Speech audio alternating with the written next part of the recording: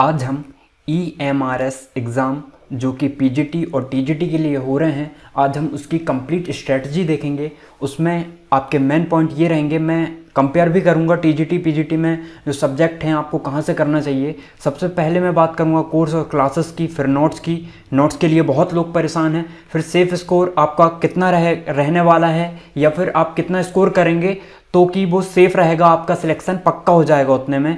और फिर minus marking से कैसे बचना है आपको, हम ये बात करेंगे। सारे सब्जेक्ट की स्ट्रेटजी और बुक बताऊंगा मैं आपको कि कौन सी आपके लिए सही रहेगी। आपके सब्जेक्ट की तैयारी के लिए कौन सी क्लास तक की NCERT कवर करें, ये बहुत लोगों के मन में प्रॉब्लम है, समस्या है इस चीज़ की। तो ये भी मैं आज आपको बताऊंगा और पूरे फैक्ट के साथ बताऊंगा। एग्ज़ाम कब हो सकता है इसकी भी हम बात करेंगे और मॉक टेस्ट की बात करेंगे, ठीक है। और इसके बाद हम देखेंगे इनको कंपेयर करके, ठीक।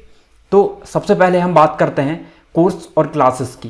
तो कोर्स और क्लासेस की यदि मैं बात करूं तो पेड कोर्स आपको लेने की बिल्कुल भी ज़रूरत नहीं है, क्योंकि यहाँ पे आपको मैजिकल एजुकेशन में आपको फ्री क्लासेस दी जा रही है, कंप्लीट कराई जाएगी, बिल्कुल कोई भी प्रॉब्लम नहीं है इसमें। और ये ध्यान रखना आपको ज़रूरी है कि जैसे जो सब्जेक्ट हैं जिनको आपको कंप्लीट करना है उनकी बात करूंगा मैं, और जो मॉक से हो सकते हैं उनकी भी बात करूंगा। आपको मॉक से कंप्लीट करवाया जाएगा। तो क्लासेस कोर्स लेने की बिल्कुल भी ज़रूरत नहीं है आपको, क्लासेस यहाँ पे मिल जाएगी आपको, ठीक है। नोट्स की बात करें हम तो अधिकतर, जैसे मैंने अभी आपको इंग्लिश स्ट्रेटजी बताई है, आप जाके देखना, बहुत डिटेल में बताई है।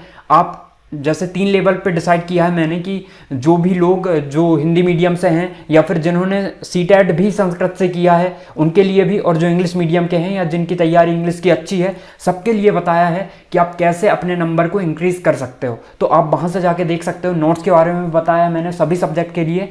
यहाँ पर आपको नोट्स जो है टेलीग्राम में शेयर कर दी जाएगी जैसे ही वीडियो आपकी एंड होती है। तो पेडागोजी की नोट्स तो आपको मिल गई समझो।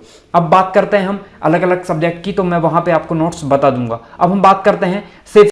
अब यदि हम सेफ स्कोर की बात करें तो देखिए, सेफ स्कोर की यदि हम बात करते हैं तो TGT में आप देखेंगे 180 नंबर का है ना, और आपको इसमें 180 क्वेश्चन ही मिलेंगे और आपके आवर भी हैं 180 मिनट। लेकिन PGT वालों को थोड़ा सा यहाँ पे फ़ायदा है कि उनके नंबर जो है यहाँ पे 160 होगा और उनके टोटल क्वेश्चन है 160 नंबर का पेपर है उनका, और वहाँ पे उनको थोड़ा सा टाइम ज़्यादा मिल रहा है 20 मिनट का, है ना। और यदि हम बात करें PGT की तो PGT में उनका सब्जेक्ट जो नंबर कम हो रहे हैं उनका 80 मार्क्स का सब्जेक्ट है, और जिनका TGT वालों का है 100 नंबर का। तो ये चीज़ें आपको ध्यान में रखनी है। और जो है आपकी माइनस मार्किंग दोनों में 1/4 है। मतलब ये है कि यदि आप 4 क्वेश्चन सही करते हैं और एक क्वेश्चन यदि आप गलत कर देते हो तो आपके कितने नंबर कटेंगे?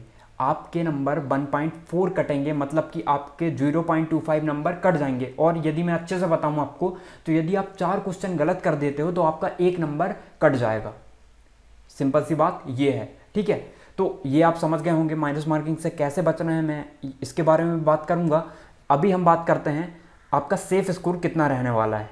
तो आप अब देखिए, मैं आपके थोड़े से मैं अलग कर दूं। यदि आप टारगेट अपना 160, यदि आप TGT के हो PGT के हो, और यदि आप अपना जो है एम 140 का रखते हो, 120 प्लस का रखते हो, तो मैं बता दूं आपको कि आपको रखना तो है, आपका एम रखना है कि मुझे इतने लाना है, लेकिन आपको ये भी ध्यान रखना है कि माइनस मार्किंग है। आप उतने नंबर लेने की होड़ में कहीं आप माइनस मार्किंग करते करते ना चले जाएं। तो ये आपको ध्यान रखना है कि आप मन में सोच लोगे कि मुझे इतने नंबर लाने ही लाने हैं। अब आपको दिखेगा पेपर में कि इतने नंबर नहीं आ रहे हैं, तो आप हड़बड़ी में एक तो गलतियां करेंगे और ऊपर से माइनस मार्किंग भी करेंगे। इसलिए आपको टारगेट तो डिसाइड करना है, लेकिन जब एग्ज़ाम हॉल में आप जाएं तो आपको बस यही सोचना है कि मुझे अपना बेस्ट देना है, बस, ठीक है। आपको ये करना है, आपको पहले से डिसाइड तो करना है, लेकिन पेपर हॉल में ये चीज़ें आपको नहीं करनी है। आपको बहुत फ़ायदा मिलेगा इस चीज़ का। और यदि आपने सोच के चले, अब देखिए, पेपर हार्ड आएगा तो वो सभी के लिए आएगा, और पेपर इजी आएगा तो वो सभी के लिए आएगा। तो हार्ड आएगा तो ऐसा नहीं कि आपको जानबूझ के माइनस मार्किंग कर देनी है, माइनस मार्किंग से आपको बचना है, ये करना है आपको। और मैं बता दूं TGT के लिए जो है सबसे बड़ी बात ये है कि उनका टियर 1 ही होना है TGT वालों का। मतलब यही एक पेपर डिसाइड करेगा कि उनकी जो है नौकरी लगेगी या नहीं लगेगी, है ना, इसलिए यहाँ पे कंपटीशन थोड़ा सा तगड़ा रहेगा। ठीक, अब हर स्टेट में आप देख रहे हो कि कम ही वैकेंसी हैं। यदि हम ओबीसी जनरल को यदि बांट दें तो आपको लगभग 10 से 15 वैकेंसी मिल रही है लगभग हर सब्जेक्ट की, कई कई में कम भी मिल रही है। लेकिन अब यदि हम पीजीटी की बात करें तो आप देखोगे कि यहाँ पे आपके 2 टियर होने हैं। फर्स्ट आपका ऑब्जेक्टिव टाइप होगा और सेकंड आपका इंटरव्यू होगा। यहाँ पे आपके पास टाइम ज़्यादा है, लेकिन आप ये नहीं कह सकते यहाँ पे कि आप पूरे में से पूरे नंबर ले आएंगे। यहाँ पे आपका दिन डिसाइड करता है और आपकी तैयारी डिसाइड करती है इंटरव्यू की, और आपके सब्जेक्ट की कितनी पकड़ है कि आप वहाँ पे कैसा स्कोर करने वाले हो। तो आपके पकड़ में ये नहीं है कि आप यहाँ पे कितना स्कोर करोगे। आप 30 भी कर सकते हो, आप 35 भी कर सकते हो, आप 20 भी कर सकते हो, लेकिन यहाँ पे आपका दिन अच्छा है तो आप 35 प्लस भी कर सकते हो स्कोर। तो यहाँ पे इसके ऊपर आपकी पकड़ नहीं है, आपकी पकड़ है सिर्फ इतने नंबर के ऊपर। तो आपको इसको ही यहीं आपका डिसाइड करेगा कि आपका सिलेक्शन होगा या नहीं होगा। तो इसकी आपको अच्छे से तैयारी करनी है। अब हम देखते हैं सब्जेक्ट वाइज भी देख लेते हैं कि आपको सारे सब्जेक्ट की स्ट्रेटजी और बुक देख लेते हैं हम। ठीक है, तो यहाँ पे देखते हैं हम। सबसे पहली बात है इंग्लिश की। इंग्लिश की मैंने आपको डिटेल में बता दिया है कि आप जिस भी लेवल में हो, इंग्लिश के दोनों में कॉमन है, कॉमन के लिए बात कर रहे हैं हम। आप जिस भी लेवल में है, आपकी इंग्लिश जो है जिस भी लेवल में है आपकी, चाहे आपका स्कोर 10 में से मॉक में 2-3 आ रहा है, 5-6 आ रहा है, ठीक है, तो इसके लिए आप वो स्ट्रेटजी देखो, मैंने डिटेल में डिस्कस की है, तो आपको वहाँ पे समझ में आ जाएगा। मैंने नोट्स के बारे में बताया है, आपको पढ़ना कैसे है मैंने ये भी बताया है। फिर भी मैं डिटेल में यहाँ पे बता देता हूँ आपको कि आपका जो भी लेवल हो, वहाँ पे मैंने जो है केवीएस का भी 10 नंबर की इंग्लिश आती है केवीएस एग्जाम में भी, तो मैंने वहाँ पे आपको वहाँ से कंपैरिजन करके बताया, तो आपको वहाँ से जल्दी समझ में आएगा। तो आप इंग्लिश की जो है दोनों के लिए आप वहाँ से देख सकते हो। अब हम हिंदी की बात करते हैं। हिंदी तो लगभग सभी की ठीक ही होगी, जो हिंदी मीडियम से होगा उनकी ठीक होगी, जो इंग्लिश मीडियम से है उनको थोड़ी सी प्रॉब्लम होगी। तो इसके लिए मैं बता दूँ, आपको ग्रामर करना है, उसके बाद आप मॉक सॉल्व करो। ठीक है, यहाँ पे आपका मॉक लगभग अल्टरनेटिव डेज में होगा। एक दिन मैथ्स का होगा, एक दिन आपका जीके जीएस का होगा, एक दिन आपका नंबर न्यूमेरिकल एबिलिटी, रीजनिंग और मैथ्स का होगा कह सकते हैं हम। और कंप्यूटर के आपके जो है एक डिटेल में आपकी वीडियो आएगी लगभग 2 घंटे की, आपका सारा कुछ कवर हो जाएगा, जो भी इंपॉर्टेंट रहेगा। 5 नंबर आपके कहीं नहीं जाएंगे यहाँ से, बिल्कुल मैं 100% कह रहा हूँ। आप वहाँ से देख लेना कि आपका जो है हर कुछ कवर कर दिया गया है वहाँ पे। आप देखिएगा वो वीडियो बनेगी जब, ठीक है। तो हम बात करते हैं हिंदी की। आपको कुछ नहीं करना है, आपको एक बार थोड़ी ग्रामर देख लेना है और मॉक सॉल्व करना है आपको। मॉक में आपको देखना है, देखिए आपका एग्जाम जिस भी शिफ्ट में हो, आपको कुछ भी नहीं पता है, देखिए कई शिफ्ट में ऐसा होता है, जैसे कि मैंने एनालिसिस किया है केवीएस एग्जाम की, तो मैं बता रहा हूँ आपको, कई शिफ्ट में ऐसा होगा कि आपके वाक्य से रिलेटेड क्वेश्चन आ जाएंगे, लेकिन संधि से रिलेटेड आपको हर शिफ्ट में देखने को क्वेश्चन मिलते हैं। विलोम शब्द हर शिफ्ट में मिलेंगे आपको, ठीक है। कई में पैसेज आ जाता है छोटा सा, उसी से रिलेटेड आपके क्वेश्चन बन जाते हैं। तो इस टाइप से आपको लगभग कम से कम यहाँ पे एग्जाम तक 40 से 50 मॉक देखने को मिल जाएंगे हर सब्जेक्ट के। तो आपकी डिटेल तैयारी हो जाएगी यहाँ से। तो आपको ये जरूर करना है। यदि हम बुक की बात करें तो इंग्लिश की आपको बुक लेने की ज़रूरत नहीं है, मैंने वहाँ पे बताया आपको क्या क्या करना है। मैं आपको यहाँ पे वोकैब आती है, वोकैब सेक्शन की पीडीएफ हो, ग्रामर की पीडीएफ आपको कितना करना है, जो इंपॉर्टेंट चीज़ है मैंने सारी चीज़ बता रखी है, आप वहाँ से जाके इसके लिए देख सकते हो। अब हिंदी की बात करते हैं। हिंदी की बुक आपके पास होगी नहीं है, आप कोई भी 9-10 की एनसीईआरटी उठा सकते हो, वो भी नहीं है तो आपको सिंपल ये करना है, मैंने इंपॉर्टेंट जो है पीडीएफ डाल रखी है प्रीवियस ईयर की और एक कॉन्सेप्ट की, है ना, पूरी थ्योरी की, तो आप वो भी देख सकते हो, जाके वहाँ से इंपॉर्टेंट चीज़ देख सकते हो। बाकी आप क्या कर सकते हो, मॉक जरूर लगाना है आपको। मॉक या तो आप मॉक टेस्ट दे रहे हो कहीं पे, मॉक की बात करेंगे, और या आप यहाँ वीडियो के रूप में दे रहे हो, तो आपको ये जरूर करना है। आपके कॉन्सेप्ट बहुत क्लियर हो जाएंगे यहीं से। हर एस्पेक्ट्स में हर क्वेश्चन कितने टाइप के बनते हैं, हर चीज़ यहाँ पे सॉल्व करा दी जाएगी। अब हम जनरल नॉलेज और करंट अफेयर्स की बात करते हैं। तो आपको देखिए, करंट अफेयर्स आपको अभी से नहीं करना है।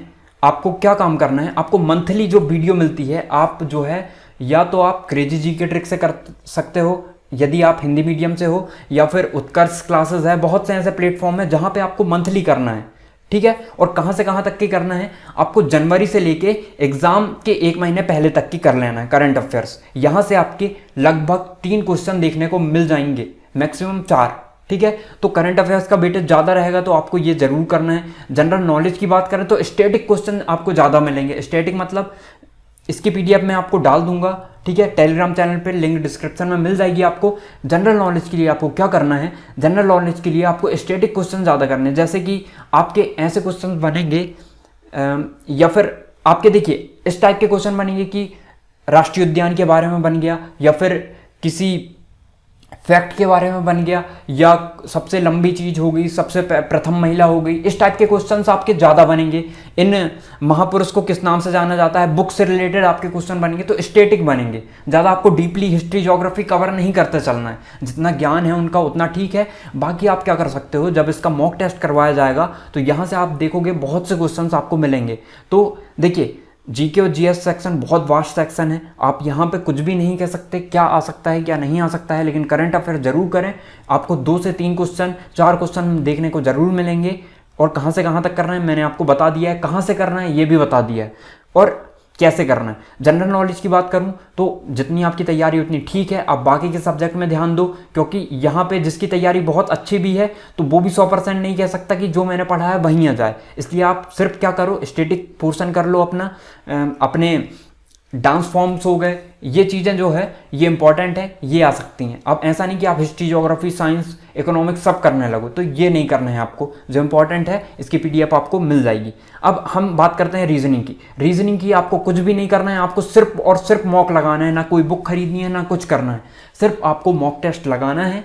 आप जहाँ से भी लगा रहे हो, या फिर यदि आपको प्लेटफॉर्म नहीं पता तो मैं बता दूंगा मॉक टेस्ट वाले पोर्शन में, और आपको वीडियो वाले पोर्शन में जिस भी यूट्यूब में कराया जा रहा है, यहाँ पे तो करवा ही जाएगा, जिस भी यूट्यूब चैनल पे करवाया जाता है तो आप वो वीडियो देखिए। एसएससी वाली नहीं, सिर्फ आप टीचिंग एग्जाम की, एसएससी का लेवल भी उतना हाई फाई नहीं रहता, आप एसएससी की भी देख सकते हो, ठीक है।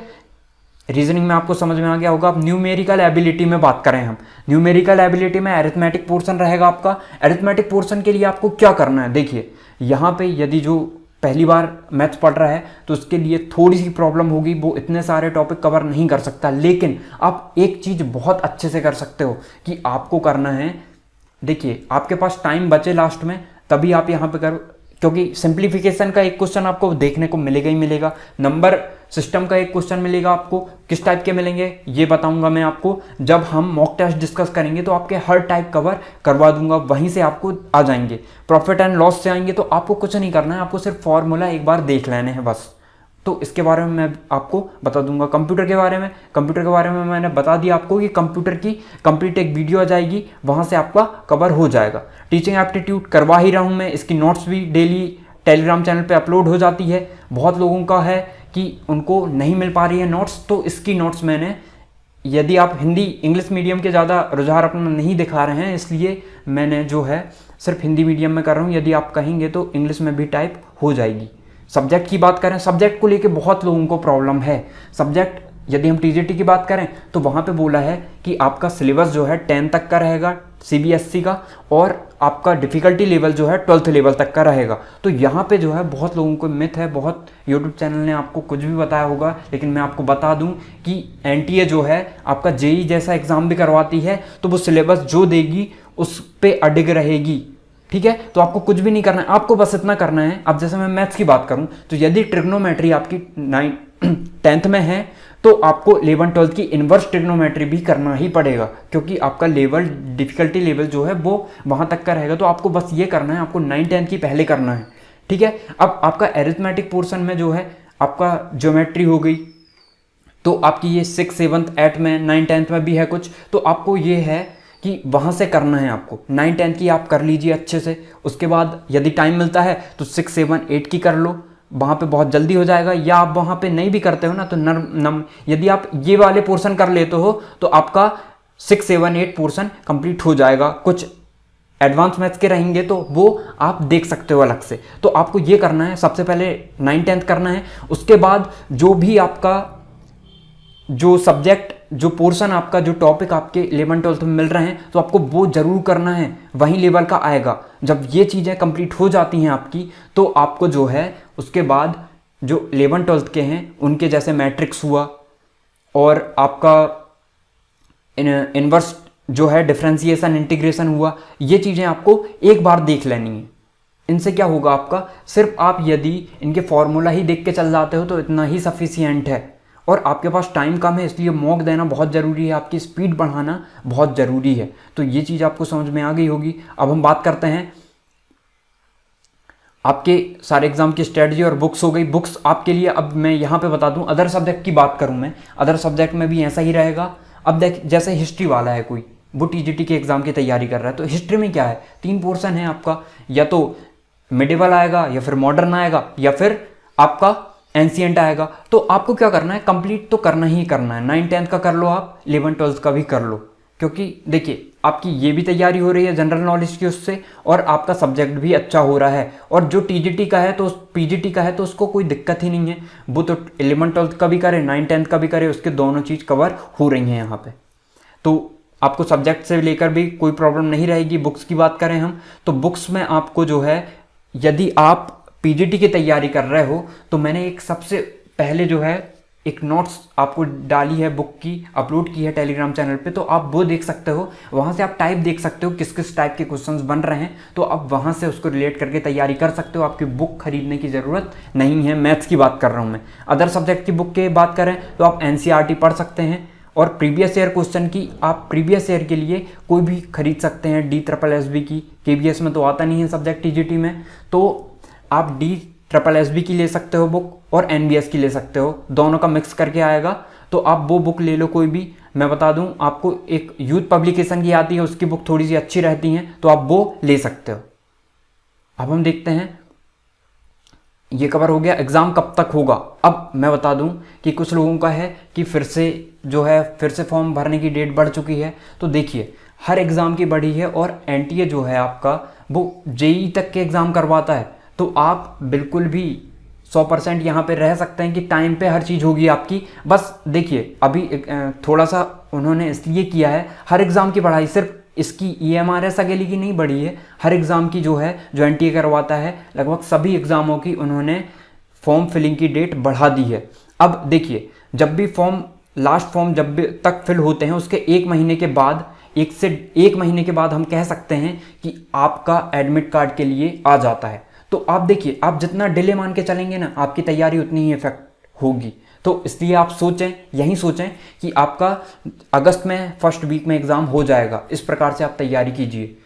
और अब हम यूपीएससी की बात करें तो 10 अक्टूबर से स्टार्ट है, तो इसके लिए आप देख सकते हैं कि लगभग उसी के आसपास सभी एग्ज़ाम जाने की संभावना है। लेकिन ऐसा भी है कि यूपीएससी जो बोल देता है उसी टाइम पे करवाता है वो, इसलिए उसने अपनी एक एग्जैक्ट डेट निकाल दी है। अब यदि हम अदर एग्ज़ाम की बात करें तो वो अगस्त में आपके बिल्कुल हो सकते हैं, यदि स्थिति आपकी सही रहती है, बिल्कुल सुधार आ गया है, तो आपके अगस्त तक एग्ज़ाम होंगे। और एक अगस्त ही मान के चलें आप, जिससे आपकी तैयारी जो है अच्छे से चलती रहेगी। और यदि आप सोचेंगे कि डिले है तो आपकी तैयारी में भी इसका इफेक्ट देखने को मिलेगा। इसलिए आप यही समझें कि आपके 1 महीने का समय है बस आपके पास।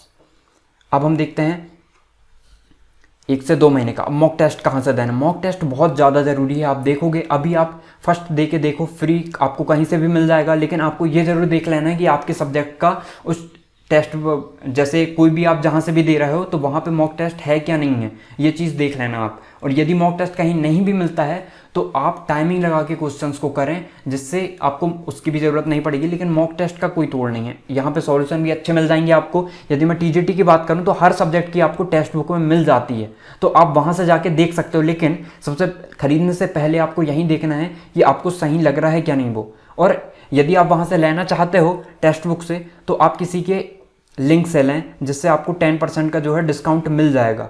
तो डिस्क्रिप्शन में आपको लिंक मिल जाएगी, आप चाहें तो वहाँ से ले सकते हैं। और यदि आप डायरेक्ट लोगे तो आपको 10% का डिस्काउंट नहीं मिलेगा, इसलिए आप हो सके तो ले सकते हो जहाँ से भी, जो भी लिंक मिले। मैंने डिस्क्रिप्शन में इसकी लिंक आपको प्रोवाइड कर दी जाएगी।